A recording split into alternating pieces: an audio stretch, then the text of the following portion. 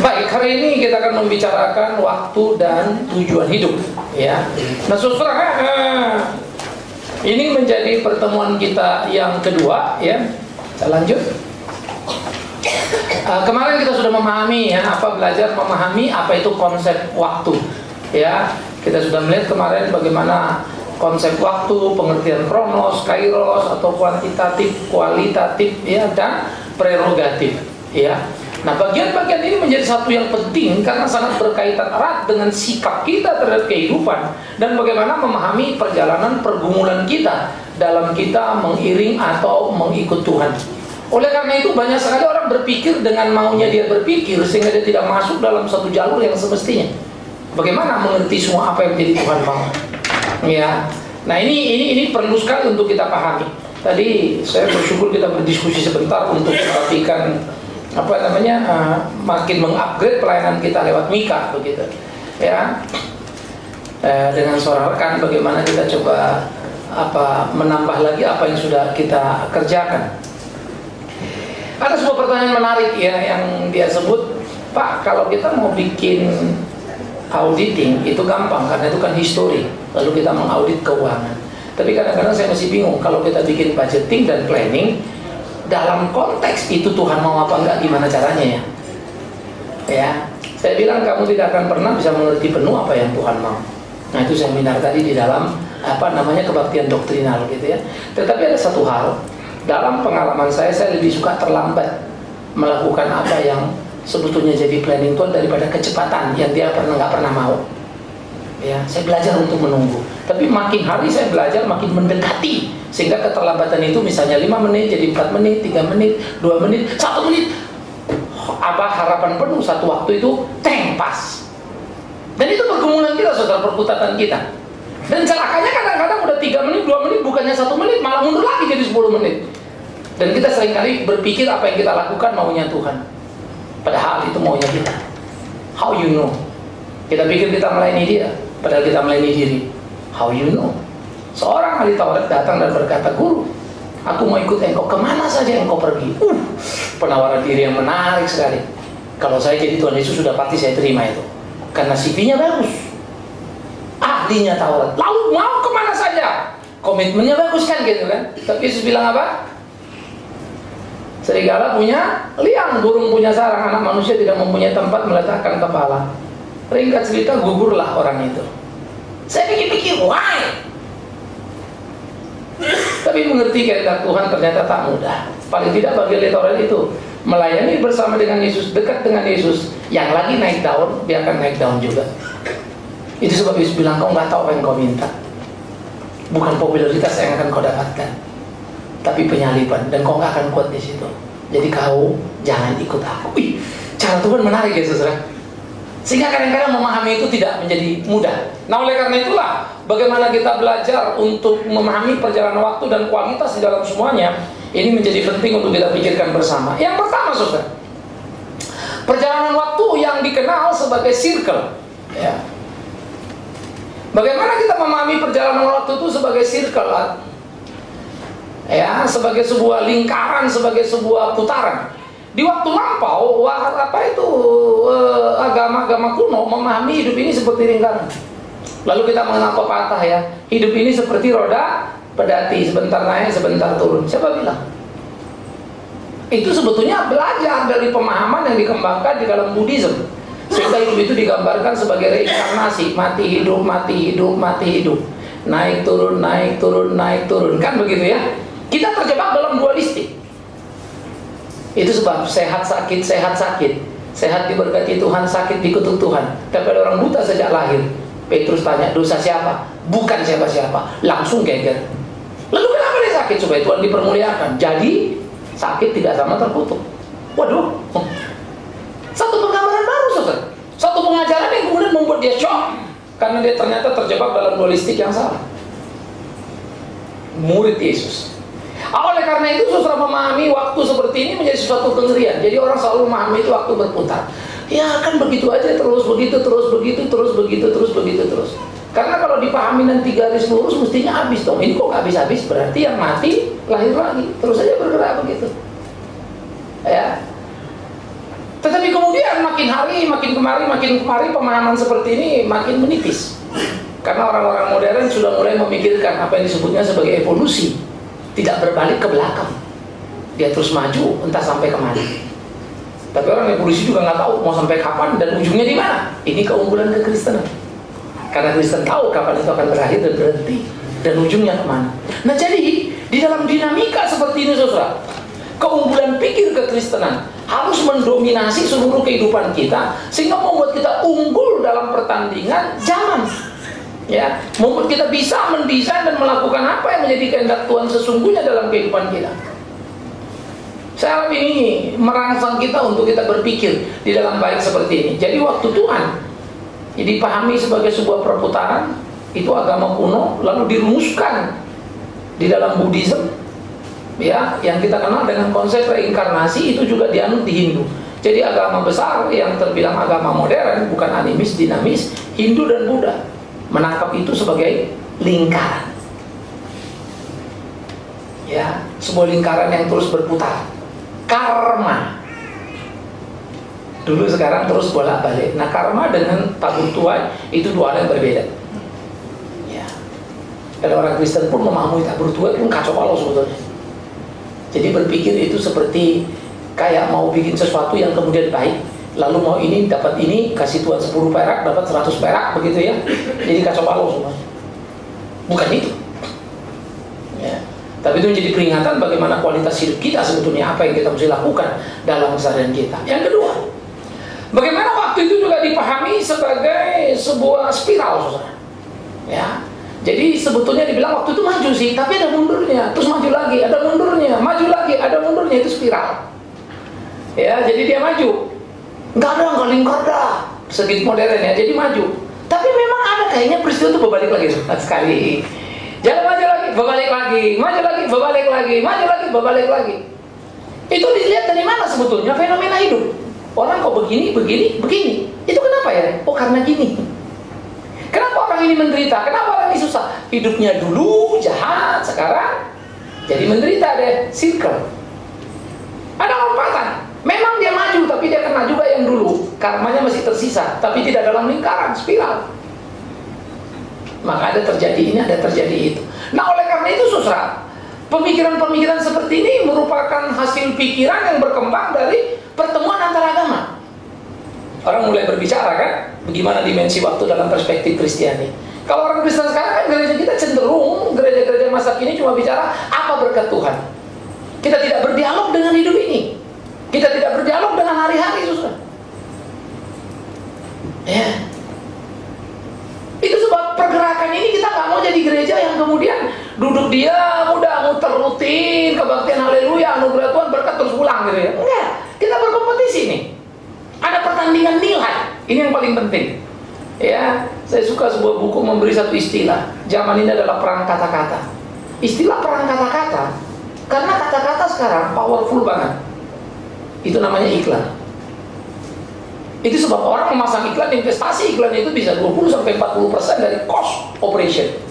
Itu iklan saudara, dipakai terus. Karena ternyata itu efektif sekali. Obat ini serba bisa, semua beli gitu ya. Pakai ini jadi putih, semua beli. Benar-benar putih karena kelihatan tulangnya. Gosok terus begitu kan, hancur semuanya. Heran ya. The power of word. Kata-kata itu jadi hebat, itu iklan. Nah, maka kita mesti belajar untuk melihat kenapa ya iklan itu jadi kuat, tetapi kemudian Alkitab itu tidak jadi kuat. Bukan kayak firman hidup. Karena Alkitab tidak bisa jadi iklan.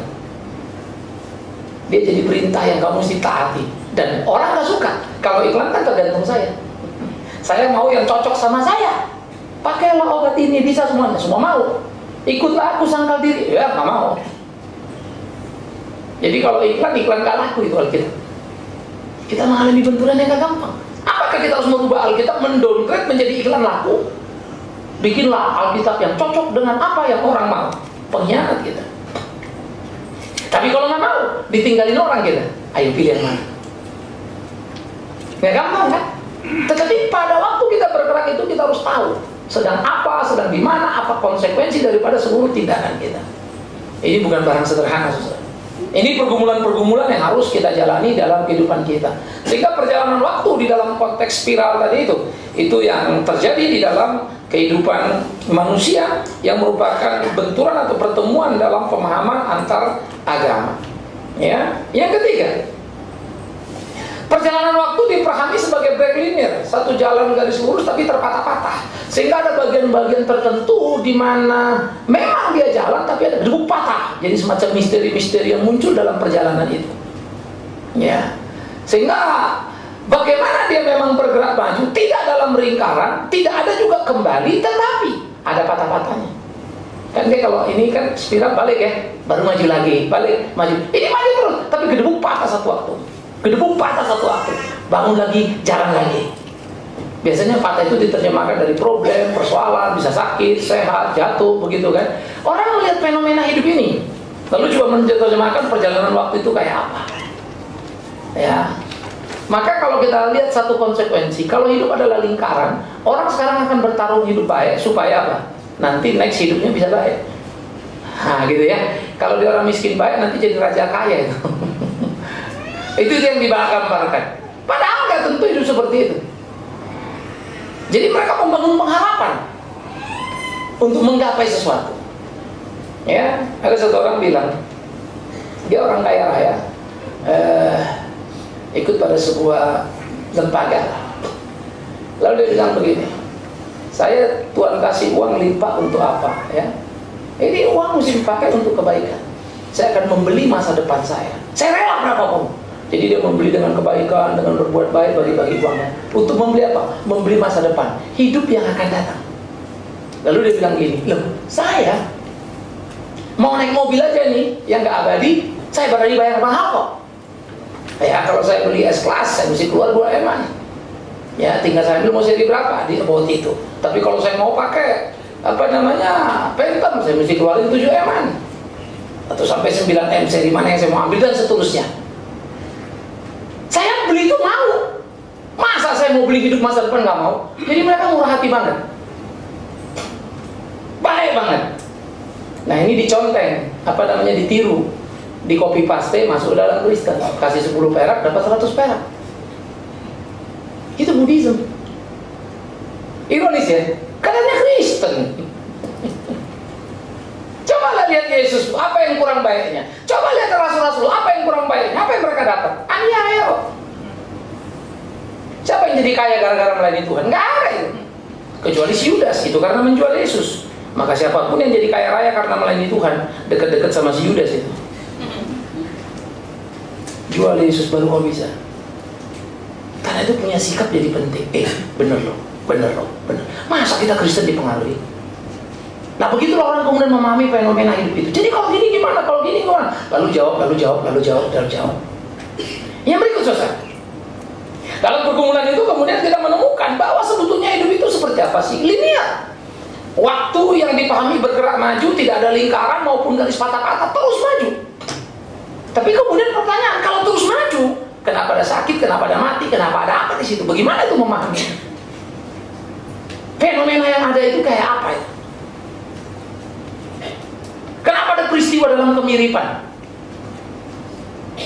Ya, banyak sekali peristiwa yang mirip loh. Gempa bumi di sana mati, dulu di situ juga gitu tuh. Mirip kali, mula-mula gini terus gini jadinya gini. Banyak sekali kemiripan yang coba diterjemahkan orang. Ya, sepertinya kita kadang-kadang kalau kita pikir-pikir ada hidup titik-titik tertentu kayak pengulangan. Nah ini menjadi sebuah cara orang untuk kemudian berpikir tadi, oh ini jalan, oh tapi enggak, ini putus-putus, oh ini lingkaran. Tapi kalau hidup itu bergerak terus, linear berjalan, ya, bagaimana kita memahami peristiwa atau apa yang terjadi dalam kehidupan kita? Kenapa ini, kenapa itu? Yang berikut, saudara.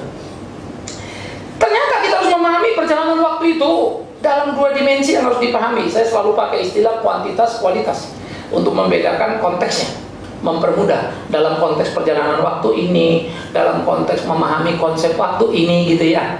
Nah kalau di kuantitas waktu, Senin, Selasa, Rebo yang kita selami sudah detik, menit, jam, hari, minggu terus. Kalau dalam konsep kualitas itu adalah apa yang kita kerjakan di situ kan, bagus apa tidak bagus, waktunya panjang, kerjaannya jelek, percuma.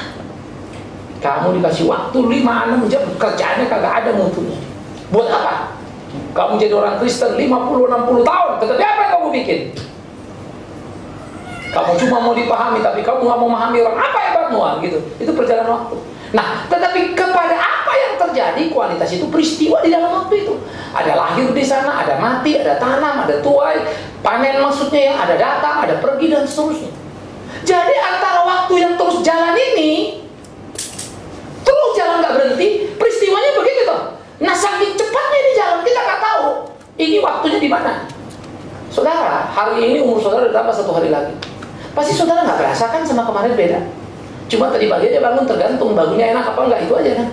Capek nggak, kurang tidur nggak, itu aja. Tiap hari kita berjalan, sampai kita nggak tahu kapan sebetulnya kita jadi tua.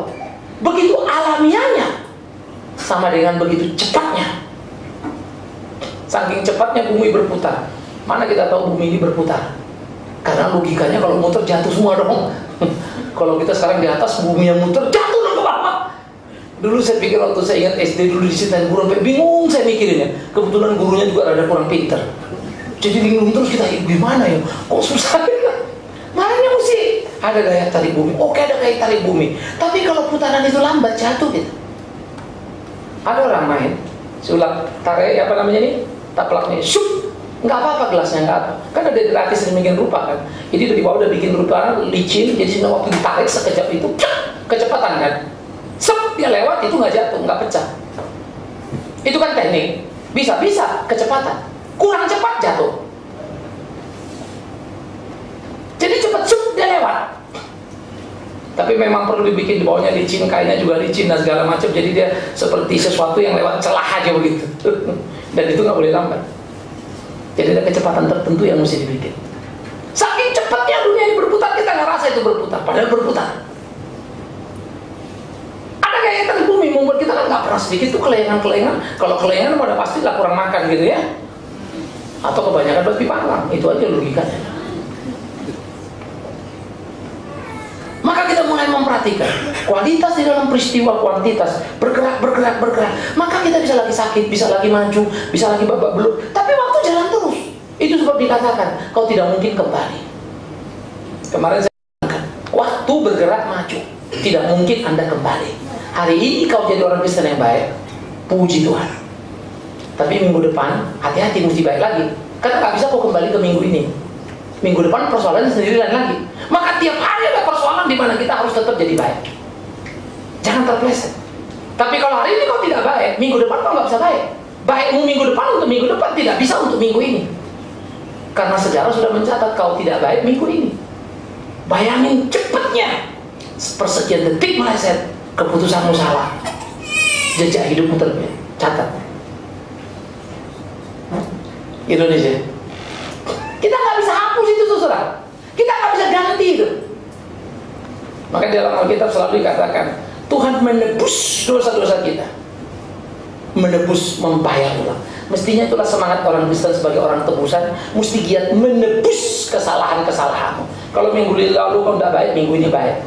Minggu depan lebih baik, menebus terus supaya hidup kita itu berkualitas. Itu sebab jangan terjebak pada satu isu.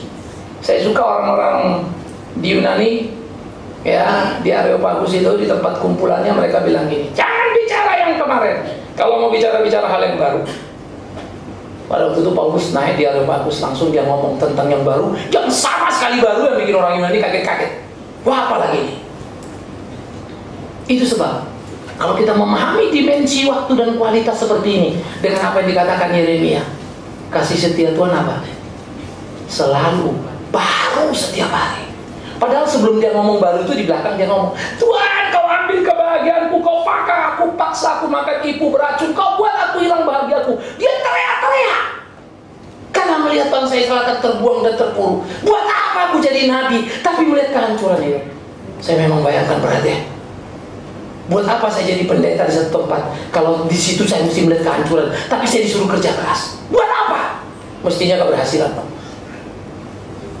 Tapi mungkin hari saya makin sadar, nggak tentu selalu yang indah itu bisa kita lihat di perjalanan baik kita.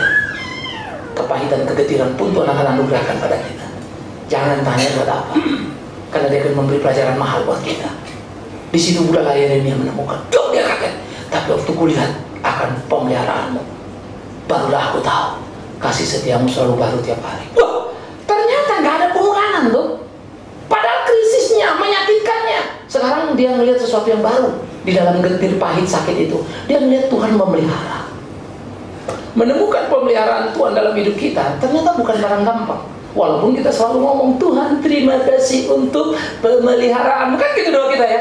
Ngomong kosong sebetulnya. Seringkali kita nggak pahami itu. Kita cuma mengcopy paste yang kemarin-kemarin kita ngomong tuh. Kalau terima kasih betul, pasti hidupmu akan menaklukkan diri pada kehendak Tuhan. Kalau betul-betul terima kasih, pasti kau makin hebat melayani Tuhan. Tidak mungkin enggak. Hidupmu akan makin kuat dan makin berkualitas. Pasti dong. Itu sebab tiap langkah kita itu menentukan. Pikirkan baik-baik. Lebih baik kau terlambat daripada kecepatan dan berbuat salah. Terlambat salah, salah. Tapi paling tidak kau tidak buat salah. Lain dengan dunia, maju aja salah-salah nanti kita belajar. Karena nggak ada urusannya salah sama dosa. Beda itu. Jadi jangan campur aduk konsep bagaimana uji coba dalam hidup dengan soal hidup berdosa apa tidak. Salah di depan Tuhan apa tidak. Lain. Itu sebab cara berpikir Kristen dengan cara berpikir dunia sering nggak sejalan, saudara. Saya berkelahi dengan cara pikir seperti itu. Saya bergumul. Yang paling sulit buat saya kalau lagi diundang gitu ya, ini politik semua, politisi semua. Ini mau bicara Indonesia ini sama-sama jengkel misalnya ya. Tetapi cara mereka bicara dan apa target mereka dengan saya beda bumi langit. Tapi gimana saya mesti menampakkan ide pikiran saya supaya saya jangan jadi makhluk aneh juga. Lama, gampang. Sehingga kadang-kadang kalau kau tuh ngeliat, mikir, berdiskusi nyambung lagi tuh. Udah selesai ceramah kita di luar ngobrol-ngobrol lah. Emang lainnya kalau pendeta ngeliat, bukan soal pendeta. Ayo kita ngomong soal hidup. Harus bagaimana dan seterusnya dan seterusnya. Tapi saya mesti bisa mempertahankan apa? Argumentasinya dong ya. Kan saya nggak bisa main paksa aja orang begitu. Emang kalau ada pendeta mesti diikutin? Kan enggak. Ayo kita berdebat. Menemukan nilai-nilai yang penting itu. Maka antara kuantitas yang bergerak cepat, begitu cepatnya, dengan kualitas yang terjadi menyatu sampai kita bingung. Sebetulnya ini kuantitas apa kualitas ya? Muncullah konsep tadi. Oh hidup ini memang begitu sih, muter-muter terus lingkaran gitu ya. Oh hidup ini begini, oh hidup itu begitu dan seterusnya. Itu muncul dari pergumulan hidup manusia itu. Sehingga kemudian makin hari makin kabur. Kadang-kadang mereka kehilangan arah, kehilangan pegangan terhadap sebuah kehidupan yang semestinya. Jadi kuantitas perjalanan waktu, detik, tahun yang bergulir terus, dan kita akan dilindas di situ. Lahir dan mati. Tapi lahir itu sendiri. Lahir apa kamu? Mati apa kamu? Itu sebab tiap kali kelahiran anak, ya, selalu kita hanya sambut senang. Kita sekarang udah punya anak. Itu aja yang di otak kita. Pernahkah kita berpikir, God thanks untuk anak ini, biar dia jadi pelayanmu. God thanks untuk anak ini, satu waktu dia bisa begini dan begitu. Itu sebab orang-orang zaman dulu di dalam kedekatan dengan Tuhan, tiap anak lahir mau ngasih nama itu doa, itu udah bernubuat istilahnya begitu ya. Kalau kita sekarang cari buku, cari nama yang bagus-bagus, anaknya nggak cocok. Kemarin ada satu bilang, siapa saya ngomong sama siapa ya?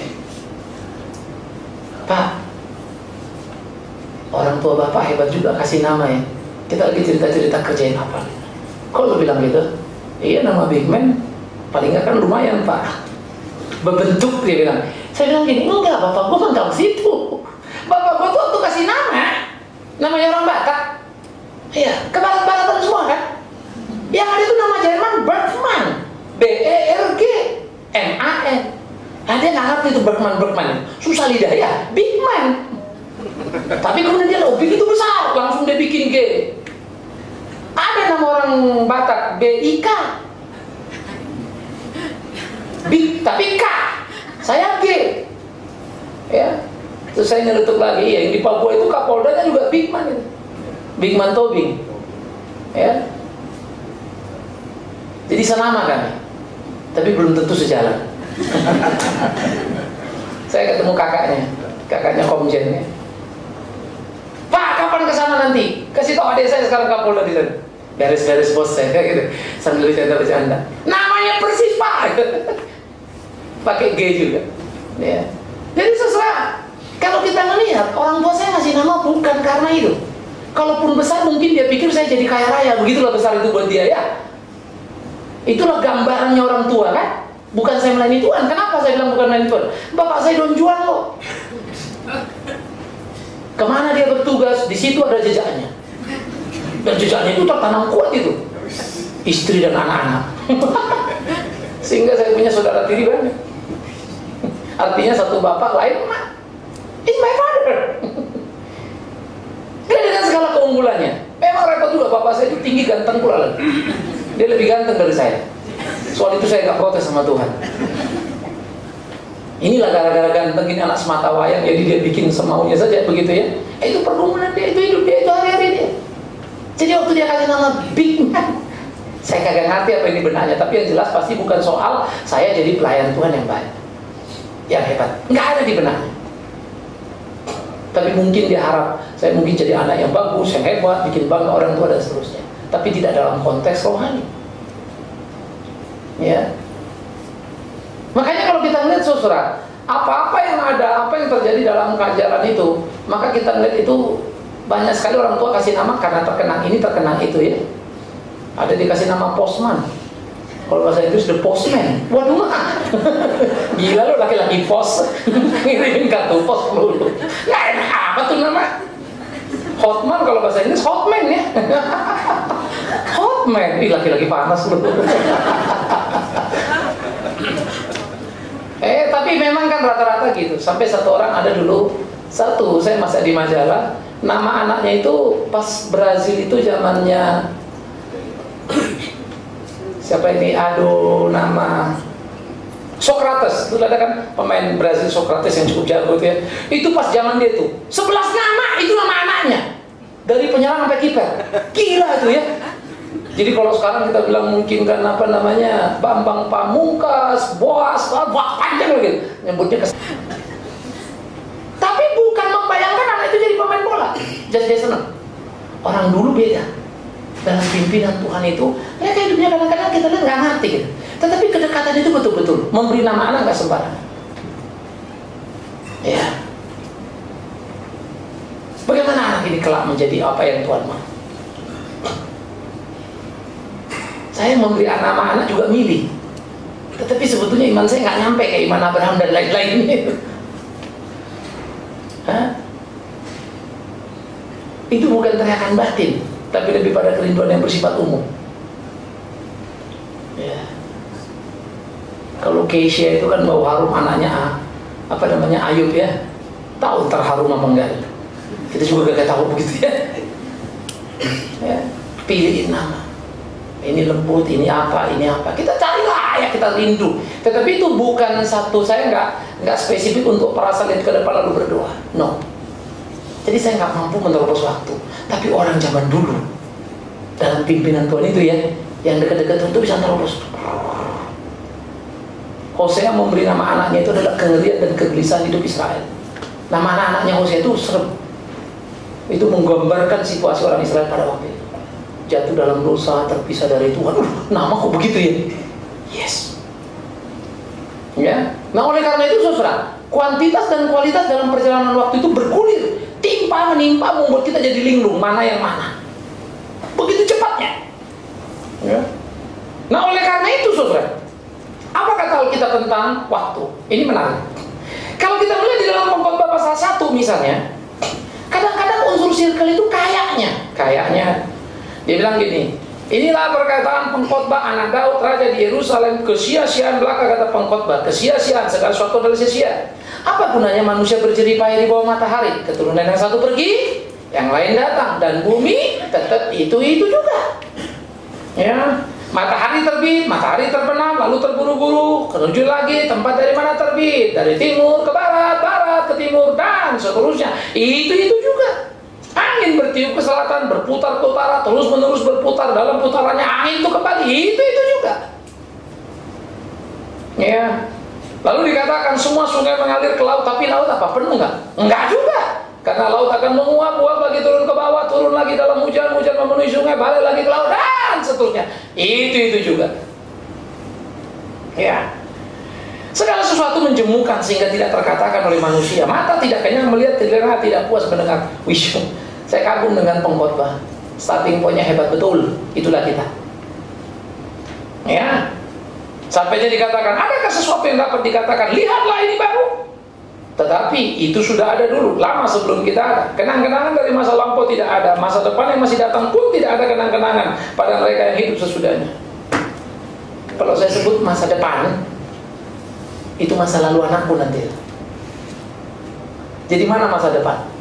Yang disebut bapakku masa depannya, masa laluku itu. Yang kusebut masa depanku, masa lalu anakku itu. Dan begitulah generasi itu bergerak terus. Apa yang kamu sebut masa depan? Itu buat kau, tapi bukan masa depan dalam konteks dunia ini, karena masih bergulir sih. Oh, sudah selesai pada itu. Nanti dulu, ntar badai bertiup lagi. Waduh, syukurlah, udah selesai gempanya. Itu gempa 1, gempa 3 datang lagi nanti. Dan begitulah hidup itu. Aduh, syukur deh kita lewat dari persoalan. Apa kalau lewat dari persoalan? Nanti datang lagi. Mana ada hidupmu bisa selesai? Mimpi apa kamu? Cuma satu yang bisa bikin kamu selesai. Matilah. Maka selesai. Tapi buat kamu, hidup masih bergulir yang lainnya lagi. Sehingga gambaran pengkhotbah yang mau dikatakan adalah betapa manusia di kolong langit ini dalam keberdosaannya nothing itu. Maka istilah kata sia-sia itu bukan tidak berarti ya, tapi sia-sia itu lebih pada konotasi kata dalam bahasa Ibrani adalah sementara.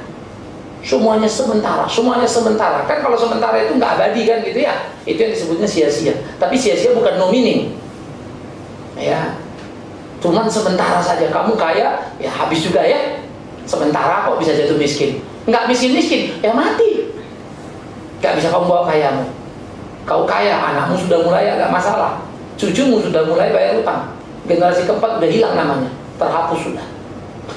Dinasti ini mau kenal kemana lagi? Siapa keturunannya? Mana kita tahu itu kan? Dinasti paling besar itu. Iya kan? Raja-raja pun begitu. Jadi kalau kita melihat dalam perguliran itu yang mau dikatakan si pengkhotbah. Tetapi pengkhotbah tidak sedang bicara waktu itu circle. No. Itu sebab dalam pasal 3 dia bilang, segala sesuatu ada apa? Waktunya. Ada waktu mati, itu yang saya pakai tadi, ada waktu lahir. Tapi itu perbedaan yang bergerak. Dalam waktu, kuantitas yang jalan, ada peristiwa-peristiwa terjadi. Tapi apapun yang terjadi, tergilas oleh waktu. Kenapa? Karena manusia sudah jatuh dalam dosa. Sebelum jatuh dalam dosa, manusia hidup dalam kekekalan. Tidak berdosa, itu di Taman Eden. Tapi bisa jatuh dalam dosa. Nanti kita akan belajar bagian itu terakhir. Tapi begitu berdosa, tidak bisa tidak berdosa. Hidup di kolong langit yang berdosa, dimakan oleh waktu. Tidak kekal lagi, binasa. Ini keunggulan Alkitab yang menunjukkan kepada kita kenapa begini, kenapa begitu. Kalau di Buddha kita nanya juga, nanti jumpa kita, gak karu-karuan. Karena strukturnya gak karuan. Banyak mata, baut-baut yang kalau kita lepas 2-3 baut, gerbuk, itu konstruksi jatuh sudah. Sama kalau saudara mau turun mesin mobil PW paling gampang ya, PW kodok itu. Itu cuma beberapa baut, cabut, angkat mesin selesai. Tapi itu mobil paling hebat gitu. Tapi kalau kita mau bongkar Citroen misalnya gitu ya, mobil-mobil Citroen itu kita buka, waduh mau turun mesinnya, mau buka AC-nya aja ribetnya setengah mati, belok gak karu-karuan, tangan gak bisa masuk. Maka Volkswagen itu mobil rakyat betul-betul itu hebat ya. Itu mobil betul-betul. Ya. Bagi saya keunggulan adalah kesederhanaan. Tapi canggih, hebat, kuat. Dan itu jadi legenda ya. Mobil Beetle kita bilangnya, mobil kodok kita. Legenda. Ya, sampai kemudian muncul lagi reinkarnasi dia ya. Nah yang sekarang itu reinkarnasinya. yang baru ya. Tetapi kalau kita berkata di dalam bagian seperti itu, betapa ada sesuatu yang ternyata seringkali seri terbaru tidak lebih bagus dari seri pertama. Banyak mobil-mobil yang akhirnya orang lihat apa? Yang pertama yang paling bagus. Saya kira Land Cruiser pertama kali keluar, yang pertama itu yang oke. Yang klasik model yang paling oke. Yang Land Cruiser kemarin kok malah lagi hilang, jantannya nggak kelihatan. Ya, jadi maconya itu berkurang gitu. Ya, jadi kalau kita lihat beda ya. Selalu pertama itu ternyata penemuan brilian. lalu dimanfaatkanlah penemuan ini, tapi jadi kurang brilian.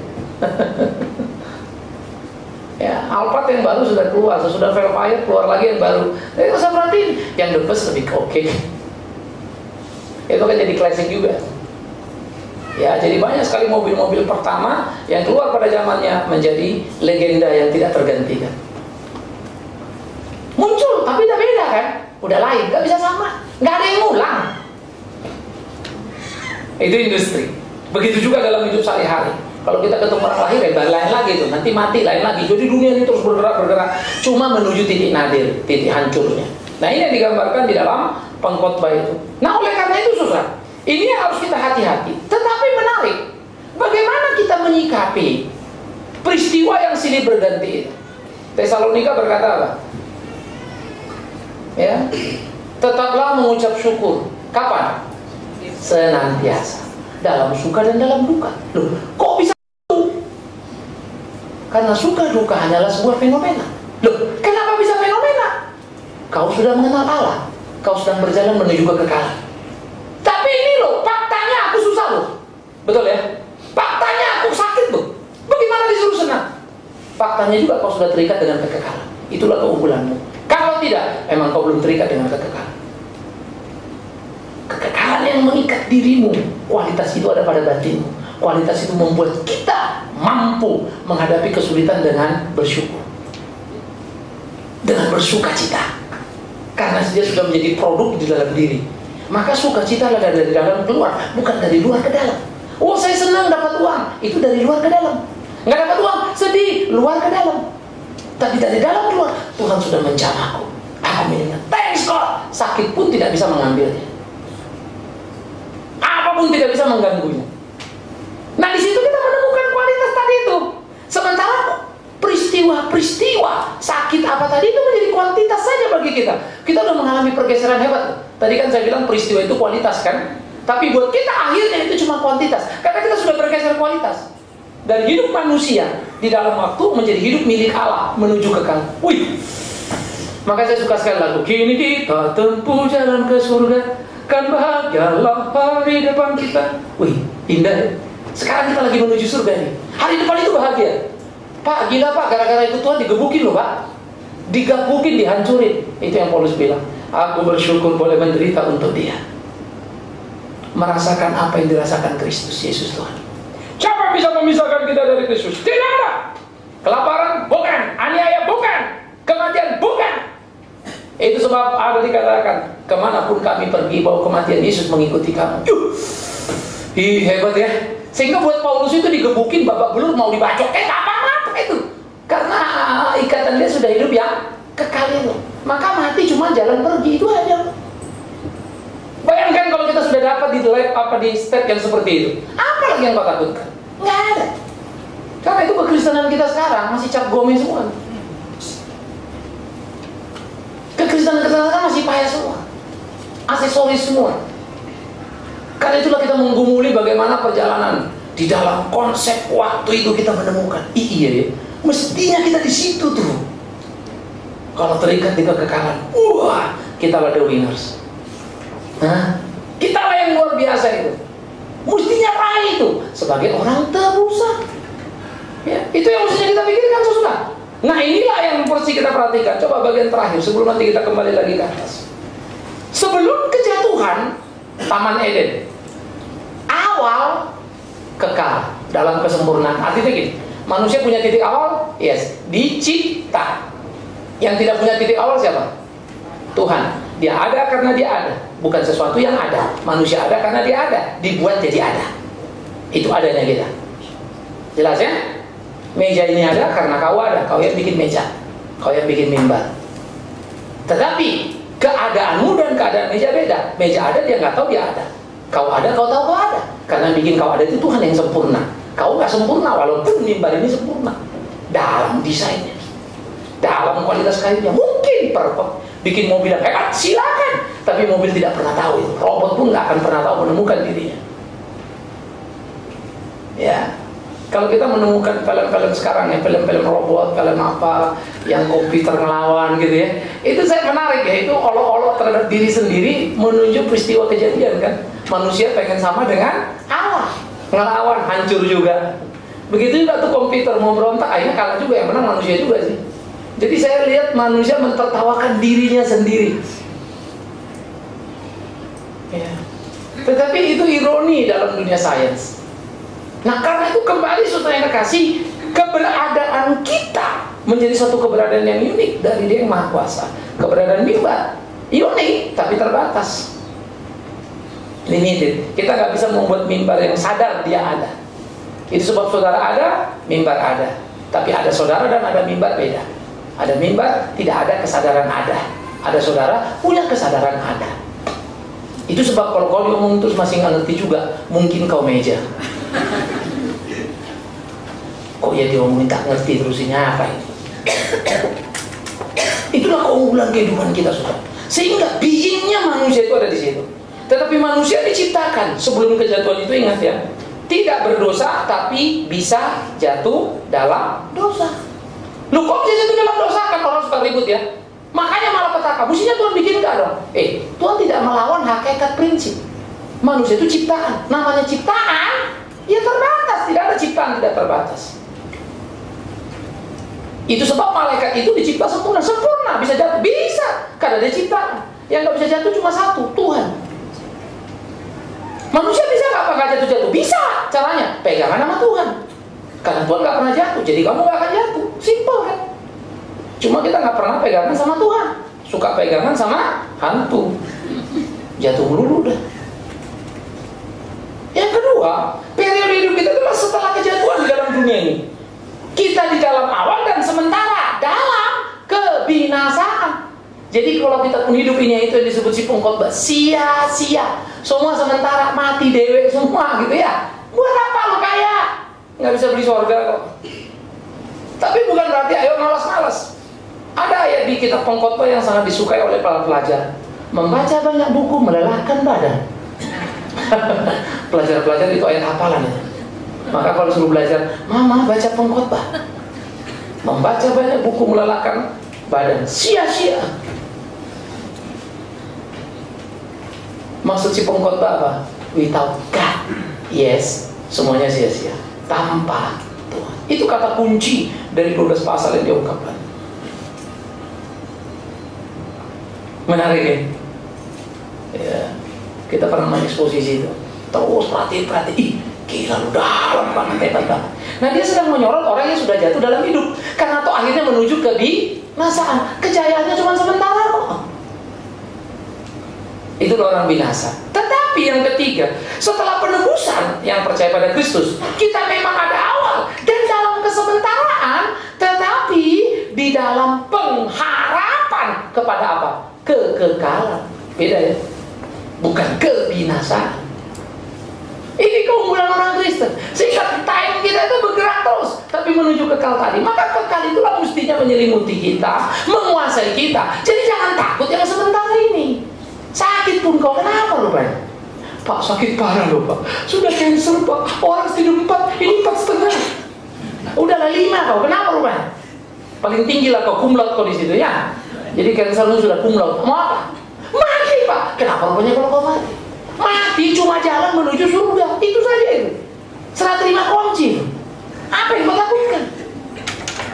Kau kalau beli rumah kan serah terima kunci itu yang ditunggu-tunggu. Matilah.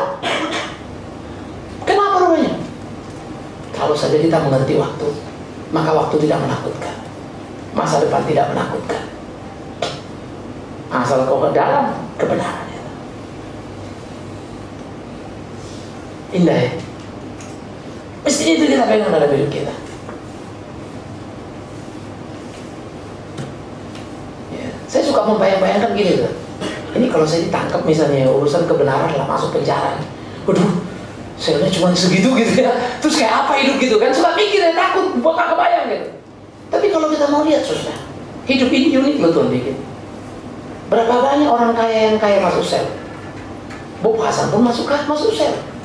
Hidup juga tuh. Mungkin saudara bilang, Bapak kan nggak tahu, dia bisa beli ini, beli itu, kamarnya gede. Mau segede apapun kamarnya, dibandingkan kamar dia yang di rumah, di segede apa lagi? Tetap kan terbatas banget ya. Akhirnya ada daya penyesuaian yang Tuhan bikin pada diri manusia yang hebat.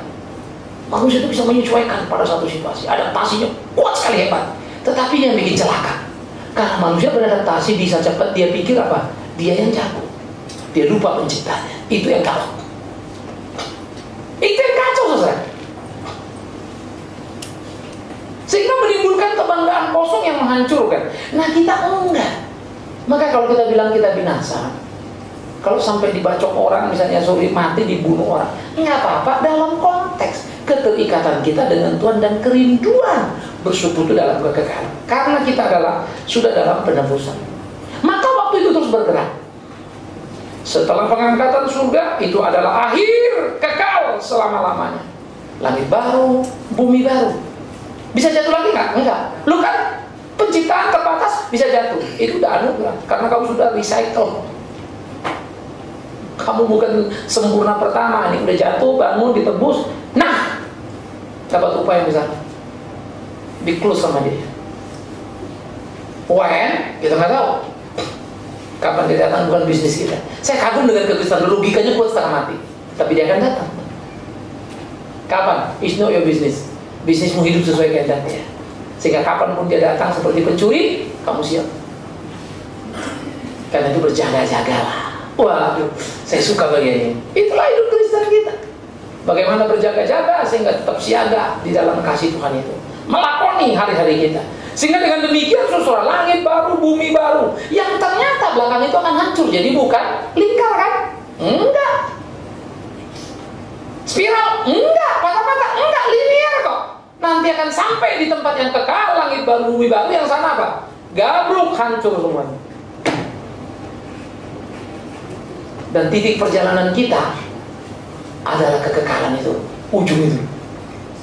Bisa dihukum kekal kalau nanti. Hati-hati, jangan binasa, karena itu hiduplah. Oleh karena itu untuk hidup kekal, bisnis 70, 90, 80 tahun di dunia ini, udah layo. Umur kita kan cuma sekitar segitu aja ya. 70 pun orang bilang kalau kita sampai 70, lebih dari 70 ya sudahlah. Mulai badan bengkak-bengkok, segala macam ya.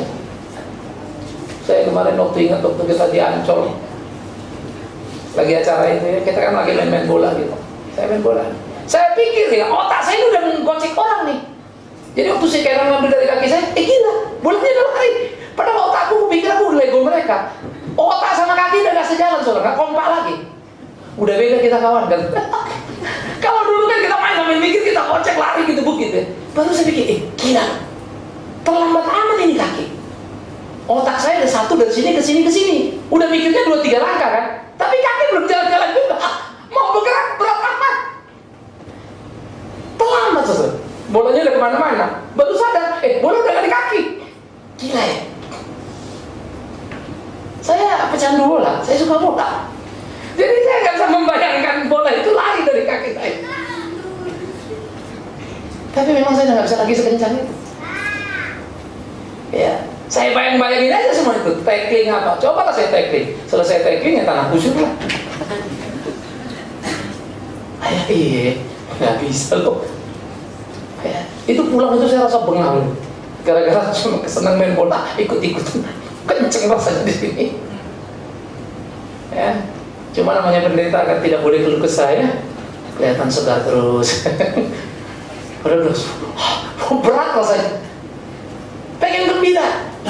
Tapi memang nggak boleh lagi lari. Saya naik sepeda itu sudah. Kalau sudah kena gajrukan, berasa loh di pinggang. Kalau dulu kita set gitu ya, mau begini udah ngeri duluan, dijatuh ambruk nanti. Jadi antara bayangan sama kemampuan itu udah nggak sejalan. Tubuh makin berkurang. Oke, ini masih kenceng nih. Maunya masih banyak nih. Kita nggak ngimbangin. Berapa rapuhnya manusia? Bayangkan kalau kau hidup 90 tahun ya, ditiup angin goyang. Itu sepoi-sepoi, apalagi angin ribut, habis lagi kita. Anak-anak bingung, mama, udah ditiup angin. Wah, nyangkut di jemuran lagi. Aduh. Akhirnya mau mimpi apa kau 90 lebih? Mama mertua saya lebih dari 90. Kalau datang anak-anak ngomong, saya jujur aja, saya dekat coba dengar dia. Nanti kalau anak ngomong balik lagi, balik lagi. Saya 2 kali balik juga udah nggak kuat. Jujur aja, karena saya orang berpikir cepat terus ke depan terus gitu ya. Maka orang kalau berpikir lambat, maaf ya, bukan saya sombong atau apa, kadang-kadang saya juga nggak kuat kalau mesti betul-betul. Mungkin itu kelemahan saya. Jadi kalau orang berpikir lambat, saya agak sulit. Jadi saya mesti nyiksa diri saya betul-betul. Cenderungnya kadang-kadang jadi marah. Jadi saya pikir-pikir, apalah kehebatan kita yang tidak punya kelemahan.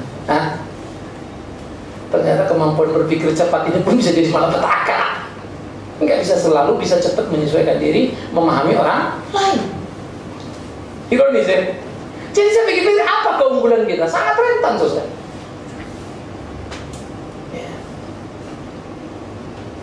Tadi pagi saya sharing, saya udah pernah cerita juga ya. Satu bapak, umur berapa? Saya udah 85 atau 83. Hebat ya. Apa? Om udah hitung-hitung, teman om tinggal 5. Ngomongnya baru saya plak. Iya sih, kalau umur 80 meninggal kan berarti udah pada mati temennya ya. Dari 85 ya. Udah lewat kan, sisa 5 lagi. Tahu siapa duluan? Buset. Nggak tahu siapa duluan. Lah kalau dia duluan masih enak, ada temennya 4 datangin. Lah kalau dia belakangan ngedatangin melulu, terakhir kagak ada lagi temen, tinggal sendiri. Mau bunuh diri nggak boleh, melanjutkan perjalanan susah. Ngomong sama anak nggak nyambung, sama cucu apalagi. Malah petaka itu, cucu ini kan cuma manis kalau waktu masih kecil kan. Kita gendong-gendong, habis itu bikin susah itu. Ayo cucu sini, oma ditinggal. Udah tinggal omanya yang ngomong. Kita mau ikut dia main, ayo oma main. Neneknya suruh main, jungkir balik lah. Mana bisa? Akhirnya anak mau cucu mau gembira pun malah petaka kita ya. Jadi susah kita kan. Gendong apa? Buset. Mau gendong gimana? Ya, saya kalau gendong anak-anak ngukur. Kalau anaknya pantar masih enak saya gendong. Anaknya Jamie udah mulai gak masalah saya. Ya. Kalau makin gemuk lagi, udah kok gendong gak ya? Kok ngeri juga ya bisa gendong gak ya? Takutnya saya gendong saja gak kuat jatuh, lalu dia ikut jatuh kan kawat ya. Dulu saya banyak anak saya gendong, saya paling sana kan anak saya taruh di kepala. Sekarang jujur aja saya gak berani udah. Taruh sini tuh anak jatuh masih masalah gue lagi. Udah gak berani lagi taruh kemarinya. Karena saya problem. Rentan kan? Tapi saya suka apa kata Paulus. Memang tubuh jasmani kami merosot, tapi tubuh rohani kami naik terus. Setelah itu hidup luar biasa ya. Waduh, saya baru menemukan, itulah hidup yang sesungguhnya. Maka perjalanan waktu itu berbeda sekali. Konsepnya itu mesti kita pahami betul. Ya, itu sebab perjalanan waktu kita menjadi satu perjalanan yang perlu kita pikirkan. Bergerak menuju kekekalan, semua akan tertinggal dan habis. Itu sebab tidak ada duka dalam hidup ini. Itu cuma fenomenanya. Suka, duka, sakit, sehat, itu cuma fenomena. Aktualnya apa? Kekal. Itu nomenanya. Kekal. Mati ke surga. Kekal. Kini kita tempuh jalan ke surga. Masa depan kita bahagia. Waduh, tubuh makin lemah nih, udah makin payah nih. Suka-suka encok. Kena angin udah ngilu. Yes. Tapi tubuh rohani terus terupgrade. Makin ngerti kehendak Tuhan.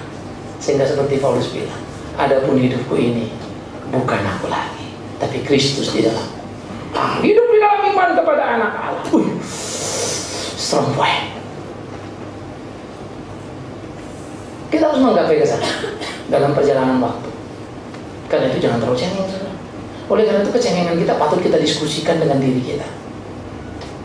Ya, pergumulan, persoalan, bahkan sakit pun, kesulitan, ayo bangun.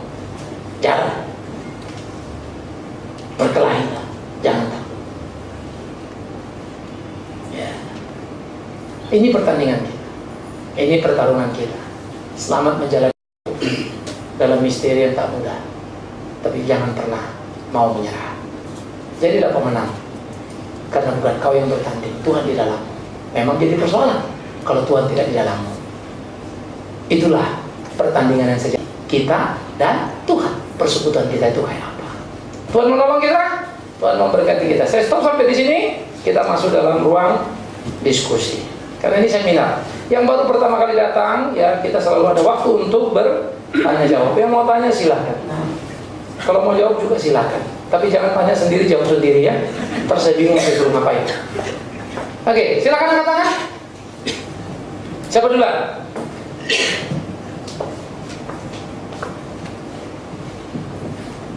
Mari. Jangan segan-segan saudara. Saudara setuju boleh, nggak setuju boleh. Tapi kalau nggak tahu ya nggak apa-apa. Nggak usah nanya ya. Kenapa nggak nanya? Saya nggak tahu apa yang saya mau tanya, Pak. Kenapa nggak tahu? Saya juga nggak tahu Bapak ngomong apa. Nah, kalau itu nggak tahu lah, aku minta ampun sama Tuhan kali ya. Ayo, silakan. Mari kita mulai. Ini saya sisakan banyak lubang saudara, untuk saudara bisa masuk dan mengorek-ngorek gitu ya. Karena ini memang akhirnya hidup ini kita jalani kok tiap hari. Ya, masa saudara kan pasti bergumul ya. Kok gini, kalau gini gimana? Kok ada gini, kok gini? Ada tiap hari itu teman kita itu. Silakan. Jangan keraskan hatimu. Ajukanlah pertanyaan. Mari, siapa yang mau mulai? Ya, sebelah kanan.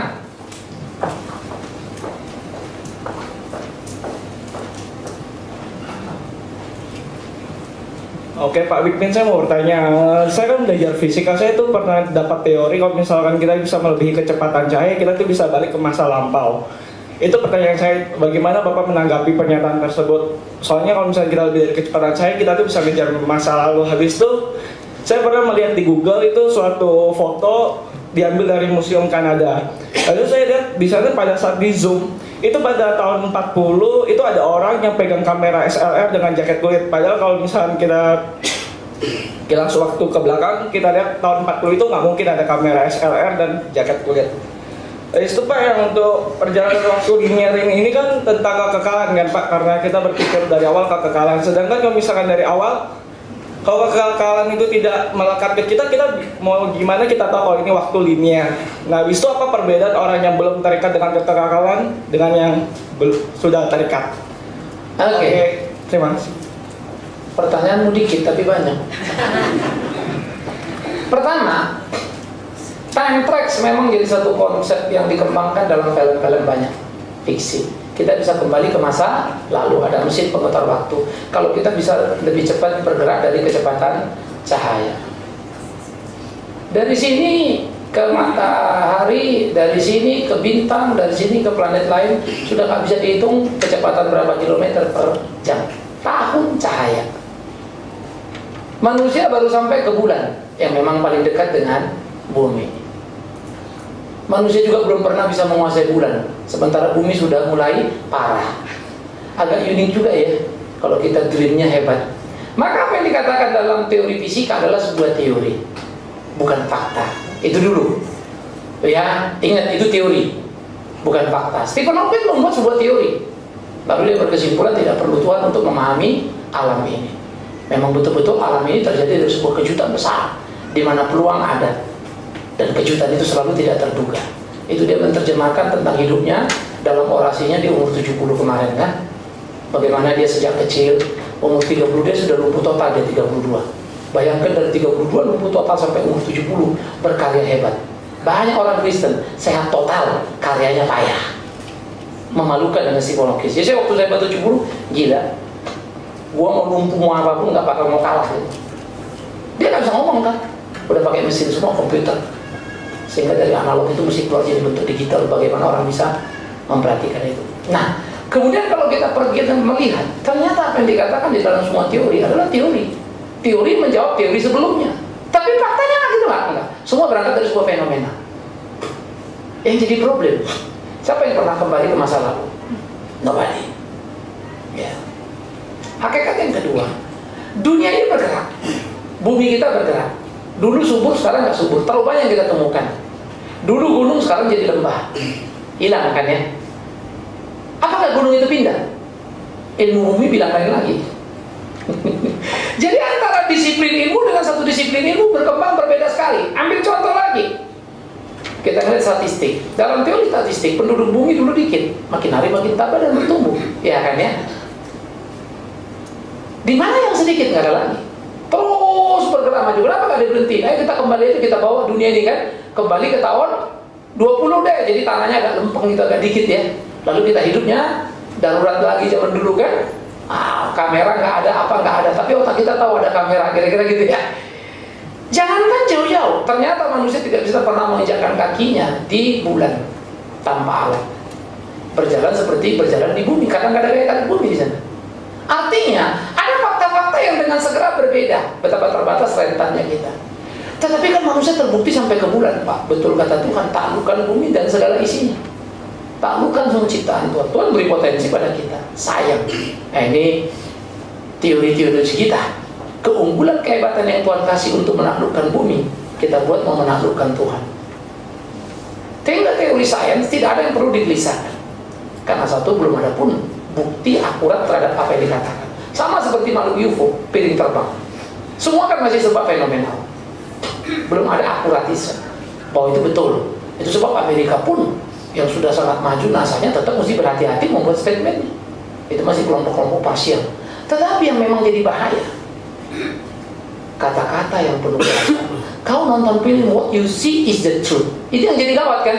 Kita nonton film, dengar orang ngomong, kita kan itu kebenaran. Sama kayak teori evolusi. Ya, saya sih pertanyaan tolol aja saya itu. Walaupun sekarang gap design jadi problem. Karena teori evolusi kan dari air, laut, merayap, merangkak, jalan, terbang. Kan bisa begitu. Ternyata binatang merayap dan terbang, desain daripada struktur tulangnya beda bumi langit. Gimana evolusinya? Dengan teori hitungnya gak nyambung gitu. Nah itu gap design. Ya. Dan yang paling mudah kalau kita dari monyet, dari kera yang paling pintar sekalipun, lalu kita jadi manusia. Ya. Saya belum tahu manusia evolusinya apa ya. Jadi apa? Kan ada dong ya, monyet jadi manusia kan. Kalau evolusi gak berhenti, manusia jadi apa? Kenapa gak ada contohnya? Paling gak kan manusia yang 5 miliar tahun lalu ya, kita ketemu kayak di mana kayak, wah ini yang 5 miliar tahun lalu udah evolusi sekarang jadi ini misalnya. Kenapa enggak? Ada logika-logika sederhana. Tetapi yang menarik, semua fenomena di dalam alam ditemukan, direkonstruksi. Nah ini yang kita mesti ngerti. Misalnya, pernah nggak dinosaurus ditemukan utuh? Halo? Nggak pernah. Cukup satu tulangnya kamu temukan, kamu rekayasa bentuknya ini dinosaurus, ini apa, pemakan daun itu apa? Pokoknya sitorus dan segala macam itu. Susah aku lagi ngerti. Apa rus-rus semua kan? Itu kan direkayasa bentuknya. Nanti tulang, padahal sebongkah itu dengan hitungan ini tulang punggung nih. Jadi bisa jadi mungkin itu tulang punggung binatang, tapi bisa jadi tulang tangan orang misalnya. 1001 masih argumentasi yang belum terjawab. Tetapi Alkitab menarik. Ada lewatan, ada binatang hebat, ada yang mengeluarkan api dari mulutnya. Kita ayo pencatatnya. Alkitab tidak menyembunyikan itu. Ada ikan raja yang disebut yang memakan si Yunus, yang kita sebut dengan ikan paus misalnya kan. Ya, berapa besarnya itu sampai Yunus bisa masuk ke dalam perut ikan dan hidup. Nah, kisah dan cerita ini Alkitab mencatat. Tetapi waktu dia musnah, ternyata kita juga setuju kan ya, ada binatang langka ya, yang dulu banyak sekarang langka. Ayo, bagaimana menceritakan itu? Ternyata ada yang punah loh. Ada kepunahan kok. Kalau evolusi tidak ada kepunahan. Karena dia akan berevolusi terus. Mau jadi apa, jadi apa, jadi apa, jadi apa. Nah itu sebab saudara yang kekasih, terlalu banyak misteri di sana. Tetapi kita menjawab seperti 1 tambah 1 sama dengan 2. Bagaimana membuktikan tidak 2? Saya akan jawab, fisika bukan matematika. Bahkan matematika pun perlu iman. 10 bagi 2 berapa? 10 bagi 5 berapa? Kalau angka pembagi berbeda, hasilnya sama apa beda? Halo? Pasti nggak? Pasti nggak? Makanya disebut ilmu. Oke, tahu ini? Tidak terhingga. Bagi 100 berapa? Bagi 1000? Bagi 5000? Ah, kurang ajar kau. Tadi kau bilang kalau angkanya ku ganti pembaginya, kau bilang beda hasilnya. Kenapa sama hasilnya? Halo? Iman berbeda. Hah? Kenapa? Berimanlah. Memang itu hasilnya. Karena matematika kalau diteruskan memang betul, tidak terhingga. Memang betul itu. Karena siapa yang bisa ngitung itu? Itulah kebesaran Tuhan dalam matematika.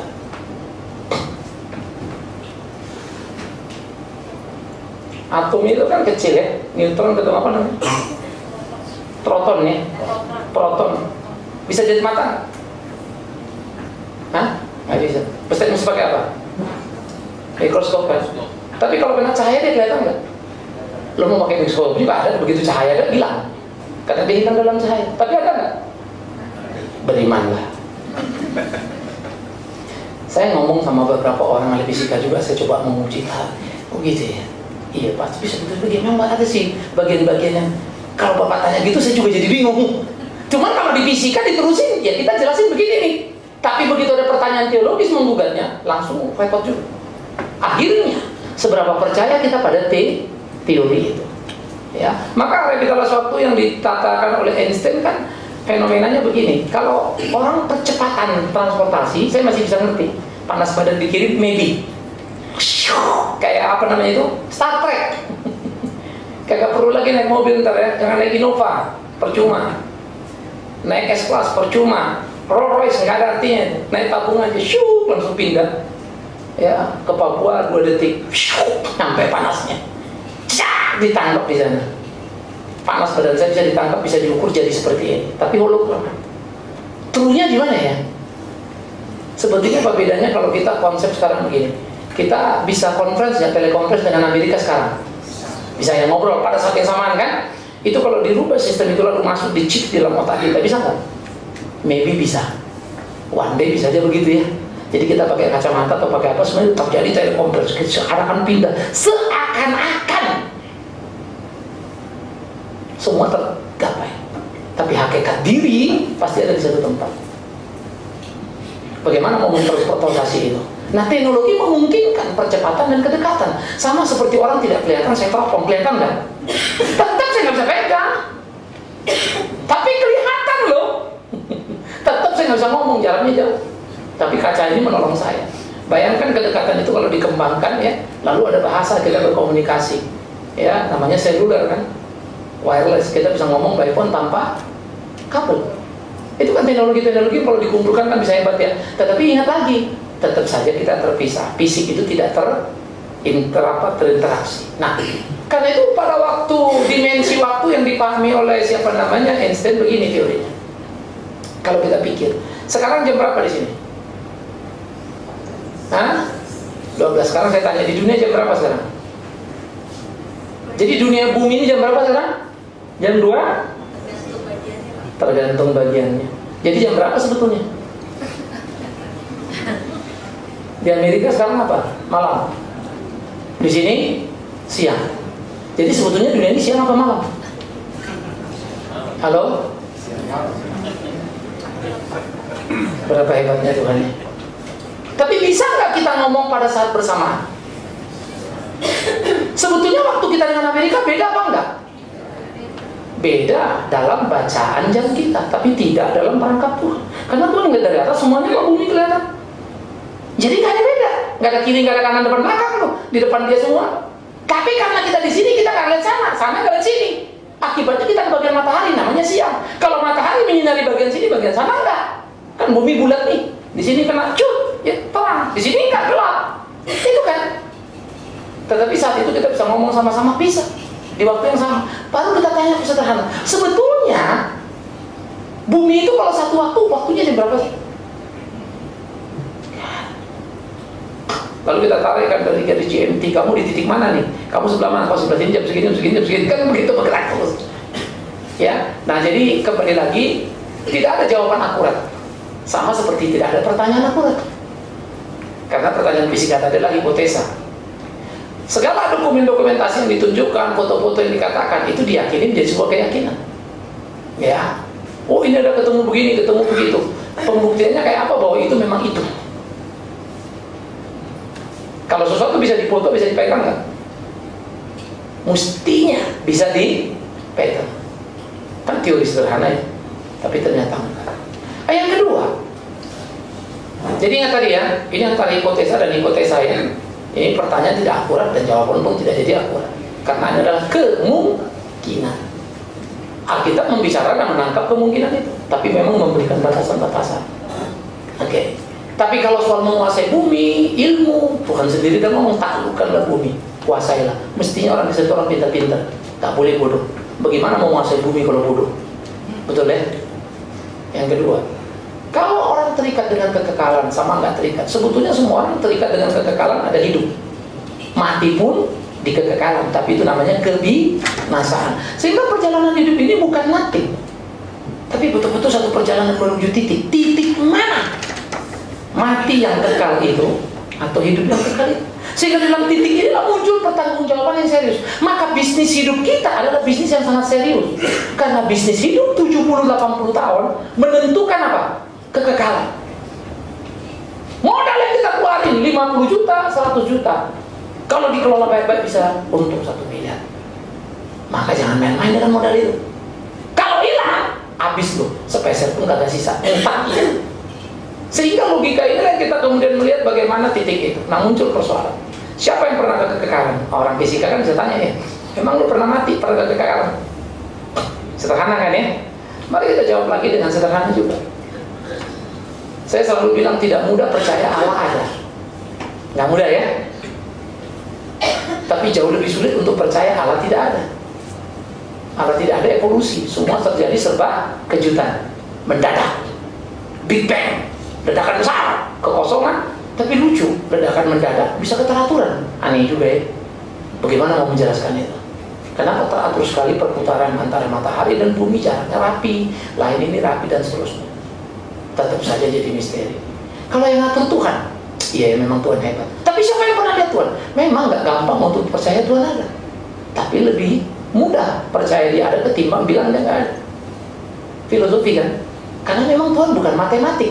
Dia bukan objek yang bisa kita bawa ke labor atau ke laboratorium ya untuk dites dan diuji. Memang dia bukan. Yang kedua, coba mulai bayangkan. Kalian punya uang di kantong 20 miliar. Banyak kan? Halo? Bayangkan ya. Kamu beli apa dengan 20 miliar? Halo? Beli banyak, beli ini, beli itu ya. Oke. Sekarang saya mau minta dari pikiran kamu tadi yang 20 miliar. Kasih saya dong 20 juta. Halo? Kasih saya dong 20 juta. Ada nggak 20 jutanya? Hah? Karena di pikiranmu tuh antara fakta 20 miliar di pikiran dan fakta adanya sama apa enggak? Padahal di pikiran lagi numpuk nih 20 miliar nih. Ya saya kira-kira gambarin si penokit begitulah. Karena debat juga kan nggak selesai ya. Nah gitu aja. Dia berhak untuk memikirkan itu. Karena itulah kompetisi, jadilah garam dan terang. Maka dalam waktu kita mesti membuktikan sejauh mana keunggulan hidup kita dari hidup orang yang ilmunya luar biasa yang bilang Tuhan nggak ada itu. Ya, tetapi harus perhatikan, all truth is God truth. Seluruh kebenaran adalah kebenaran Allah. Ilmu yang benar pasti akan membawa kita kembali pada Tuhan. Saya kasih contoh terakhir. Dunianya akan meledak nggak? Halo, akan kiamat nggak? Itu dulu agama kan ya. Sekarang sains bilang dunia akan meledak nggak? Halo, sains ilmu pengetahuan percaya nggak ada kiamat? Hah? Dari mana kalian tahu? Ilmu pengetahuan percaya ada kiamat? Halo, saya bukan bicara Alkitab, saya bicara ilmu pengetahuan. Hah? Halo? Nah, udah mulai bingung ya? Gak apa-apa, gak apa-apa. Dulu orang sains ngejek orang beragama, omong kosong itu kiamat. Suku Maya waktu dibilang bahwa 2012 akan jadi kiamat, langsung mereka bilang itu Western thinking. Itu bukan pikiran suku Maya. Kami akan melihat soal kebebasan yang besar, tapi bukan kiamat. Memang itu kerjanya Hollywood, mengangkat idenya orang suku Maya, dimasukkan ke ke dunia internet, ke dunia maya, jadi diskusi di mana-mana, langsung dia produksi filmnya. Itu kerjaan Hollywood dari dulu. Sayang orang Kristen korbannya. Kita didodol semua, jadi barang mainan semua. Mereka mengangkat isu hebat. Itu Hollywood. Ya, kita jadi barang recehan. Nah, saya kembali. Dan pada waktu kita memikirkan pemikiran-pemikiran seperti begitu, ya, ada kan pergerakan waktu tadi. Maka suku Maya ngeliat kita nggak percaya. Nah, sekarang kembali. Dulu saintis nggak percaya ada kiamat. Tetapi 20-30 tahun terakhir, khususnya tahun 2000, ketika memasuki era yang disebut milenium 3E, maka itu menjadi era yang dipikirkan oleh para saintis. Kelompok Budapest adalah 60 apa 120 orang pinter sedunia, segala macam ahli fisika apa segala macam ekonomi kumpul itu selalu disebut kelompok Budapest. Mereka kumpul di Budapest pada waktu itu mau memutuskan untuk tahun 2000. Jadi sebelumnya 95 apa mereka ketemu untuk melihat 2000. Ironis, sekarang ketemu argumen yang jungkir balik sama sekali. Ternyata dunia akan makin miskin, gak bisa makin kaya. Kenapa? Karena jumlah orang akan bertambah, jumlah kerjaan akan berkurang. Jumlah orang akan bertambah, jumlah makanan akan berkurang. Karena banyak yang makan dari bumi yang sama. Buminya kan gak bengkak ya. Masa kalau orang tambah terus buminya tambah gede, enggak. Segitu-segitu juga. Akhirnya sesudah dihitung itu yang disebut masuk global warming. Maka mereka menghitung bagaimana efek bola kaca, rumah kaca. Jadi kalau kemudian manusia bertambah penduduknya, maka bertambah tempat tinggalnya. Pertama, hutan dibabat dulu. Nggak cukup, nanti kalau semua gundul kan panas ya, laut direklamasi. 2050 kita akan menjadi 8, sekian M dari 6, sekian. 2100 akan menjadi 10, sekian. Dengan hitungan konservatif, rata-rata orang melahirkan 1/4 anak. Jadi bukan 1 anak lagi, bukan KB 2 anak lagi, 1/4. Ya. Jadi 4 keluarga, cuma 1 yang punya anak 1 gitu. Nah, ini percepatannya. Kemudian akibatnya apa? Karena ini laut direklamasi, sirkulasi hawa berkurang, hutan dibabat, paru-paru dunia merengek ini sekarang jadi tuberkulosis dunia ini. Gak mampu lagi, sementara penduduk gak bisa dikurangi.